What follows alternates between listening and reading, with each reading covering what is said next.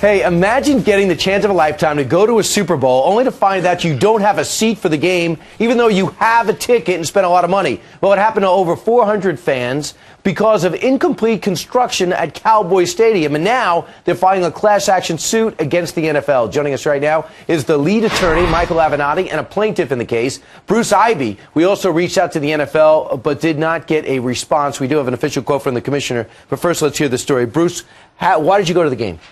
Why did you try to go to the game? Brian, as a lifelong Pittsburgh Steelers fan, I went to the game with my 16-year-old daughter, Kayla, for the experience of a lifetime to take my daughter to the Super Bowl, to see our team win their 7th championship.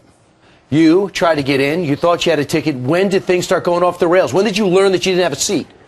Well, after about 3 hours, Brian, of waiting in line in a completely hazardous and dangerous situation, we arrived at our seats approximately 4 minutes before kickoff. And at that time, we were told by the usher that there was a problem with our seats and we were going to be relocated in another section of the stadium. We arrived at that section of the stadium, which was located in the bowels of the stadium, approximately a half an hour later, where we were told at that point that this was the final stop. No seats. And I saw it. Flat screen sports bar, seemed like a basement. You were actually at field level, totally blocked. Michael, what makes you think we have a suit here?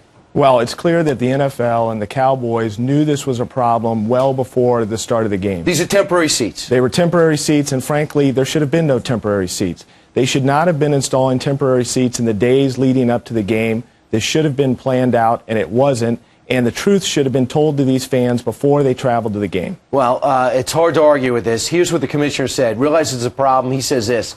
All these fans affected will receive a choice of either a refund of the face value amount of their ticket or a free ticket to a future Super Bowl game of their choice. I believe it was triple the value. That's not enough for you, is it? Well, to be honest with you, Brian, the first thing is obviously I think all the fans that were affected should able to get full compensation, not only for the amount of the ticket, but for all the expenses. And that includes your hotels, your plane fare, sure, and all the expenses that incurred going to the game. Right. And Michael, real quick, who's involved in your suit? How many people do you expect to be involved? What are you looking for? We expect ultimately 2,000 to 3,000 people.